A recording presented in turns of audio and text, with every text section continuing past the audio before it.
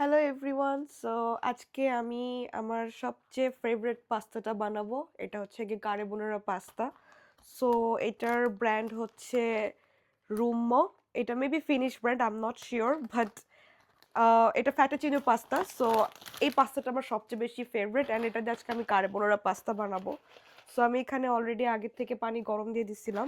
So এর মধ্যে আমি পাস্তাগুলো এখন দিয়ে দিচ্ছি। আর অবশ্যই সবসময় তোমরা মাথায় রাখবা যখনই তোমরা পাস্তা যাই বানাও না কেন, হালকা সল্ট অ্যান্ড হচ্ছে গিয়ে একটু অয়েল অ্যাড করার জন্য, যাতে জিনিসগুলো স্টিকি না হয় আর নুডলসের ভিতরে যাতে একটু সল্ট থাকে। কারণ যদি সল্ট ছাড়া তোমরা নুডলস রান্না করো তাহলে তখন তোমরা সেরকম স্বাদটা পাবা না। সো এটা এখন সিদ্ধ হবে। আমি এর মাঝখানে আমার চিকেন ম্যারিনেট করে ফেলবো এবং গার্লিক চপ করে ফেলবো।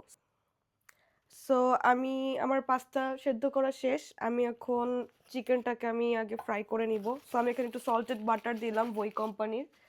আর আমার এই চিকেনটা আগে থেকে ম্যারিনেট করা ছিল। এর মধ্যে স্পেশাল কিছুই দেওয়া নেই। ব্ল্যাক পেপার, হোয়াইট পেপার, আমার কাছে পুরো একটা জাস্ট প্যাকেটের মশলা আছে। এখানে black pepper, white paper, garlic এবং এভরিথিং আছে। তাও আমি এক্সট্রা করে গার্লিক পাউডার দিছি অ্যান্ড এই মিক্সড মশলাটা দিয়ে জাস্ট ম্যারিনেট করে ফেলছি। সো এটা এখন আমি ভালো মতো করে এটা ফ্রাই করে নিব। ওকে।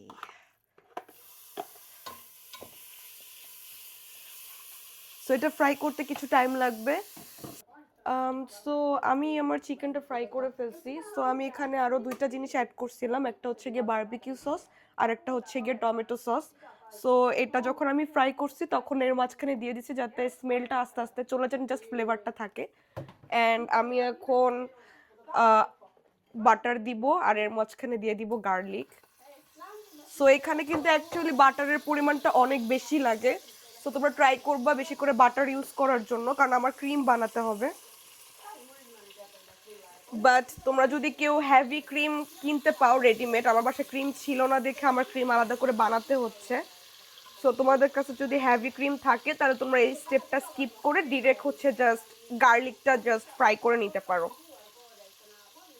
সো আমি গার্লিকটা খুব বেশি ফ্রাই করব না, অল্প একটু ফ্রাই হবে, কারণ বাটারটা পুড়ে গেলে দেন খেয়ে আসলে মজা পাওয়া যাবে না। আমি এখানে এখন ময়দা অ্যাড করতেছি। সো ময়দাটা তোমরা ধাপে ধাপে একবারে অনেকগুলো অ্যাড করতে যাবা না, তাহলে লাম্পস লেগে যাওয়ার সম্ভাবনা আছে। অল্প অল্প করে অ্যাড করবা। আমি এখানে ময়দা অনেক অল্প অল্প করে অ্যাড করতেছি। সো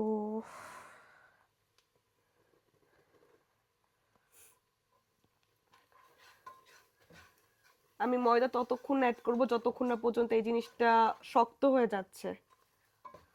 আহ, আসলে শক্ত বলাটা ঠিক হলো না, এই জিনিসটা একটা ফেজে চলে যাবে, আমি ওটা এক্সপ্লেন করতে পারতেছি না। বাট তোমরা দেখতে পারবা যেহেতু আমি এখানে ময়দা অ্যাড করতেছি। এই পার্টটাতে কিন্তু চুলার হিটটা একদম মিডিয়াম রাখবা। খুব বেশি লোতে রাখলে হবে কি, সব কিছু পুড়ে যাবে। আমি আর সামান্য একটু ময়দা অ্যাড করব। তোমরা কিন্তু এখনই দেখতেছো জিনিসটা জমাট বেঁধে গেছে। একটু সামান্য ময়দা আমি অ্যাড করলাম। ময়দার কাজ শেষ আমার। আমি এই জিনিসটা খুব ভালো মতো করে মিক্স করব। এই জিনিসটা হওয়াটা ইম্পর্টেন্ট যদি তোমার বাসায় ক্রিম না থাকে। এটা হচ্ছে কি বেস তোমার ক্রিম বানানোর।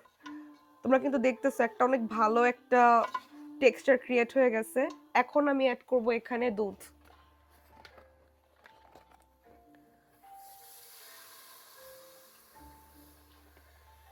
আমি একটা জেনারেস অ্যামাউন্টের দুধ দিয়ে দিচ্ছি।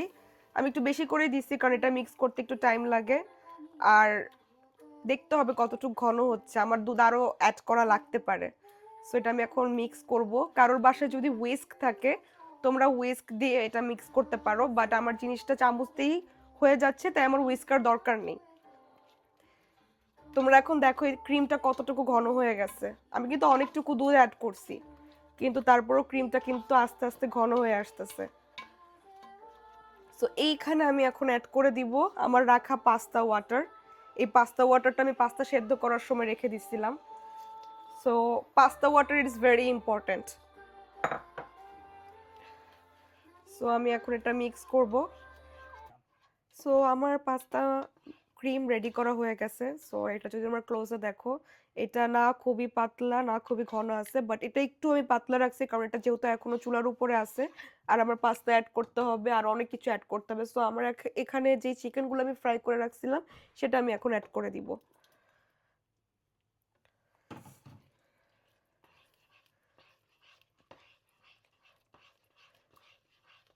আমি মাঝে মাঝে এটা রান্না করে খাই কারণ সব পাস্তাই আমি ট্রাই করছি, বাট এটা আমার ফেভারিট ওয়ান।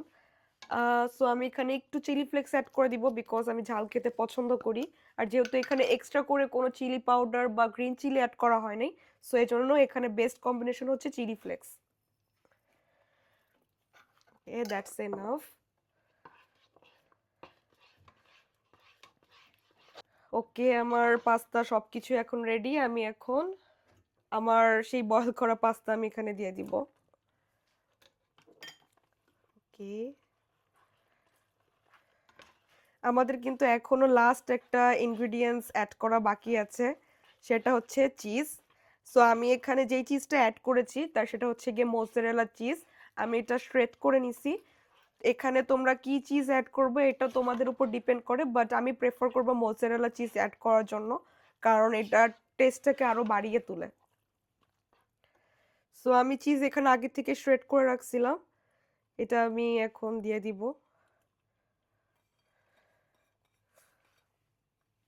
চিজকে কতটুকু দিবে এটা অ্যাকচুয়ালি তোমাদের উপর ডিপেন্ড করে। যারা চিজ লাভার আছো তারা অনেক বেশি, এর থেকেও বেশি অ্যাড করতে পারো, বাট আমার কাছে এইটুকুই এনাফ। সো আমি এর থেকে বেশি আর অ্যাড করব না।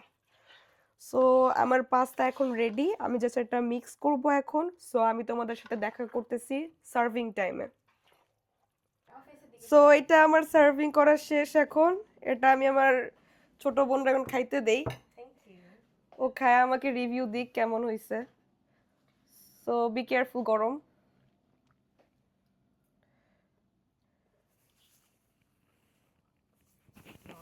আচ্ছা যাও। অ্যাকচুয়ালি ভালো হয়েছে। হ্যাঁ অ্যাকচুয়ালি ভালো হয়েছে, অনেক ক্রিমি চিজি, চিকেনের ফ্লেভারটা লিটারলি জাস্ট মুখে গুলা যেতেছে।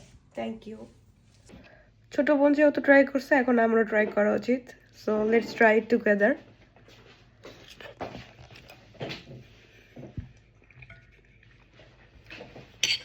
জোস হয়েছে। আই এম হ্যাপি অ্যাকচুয়ালি নিজের রান্নার প্রতি। জানি না এটা এক এক দিন এক এক রকম হয়, সব দিনই ম্যাচ করতে পারি না, বাট আমার কাছে ট্রুলি এটা ভালো লাগছে। সো তোমরা যদি কেউ এটা বাসায় ট্রাই করো তাহলে আমাকে অবশ্যই কমেন্ট বক্সে জানাবা যে আমার মতো মজা করে তোমরা রান্না করতে পারছো কিনা। সো আজকে এই পর্যন্তই, সবাই ভালো থেকো, বাই বাই।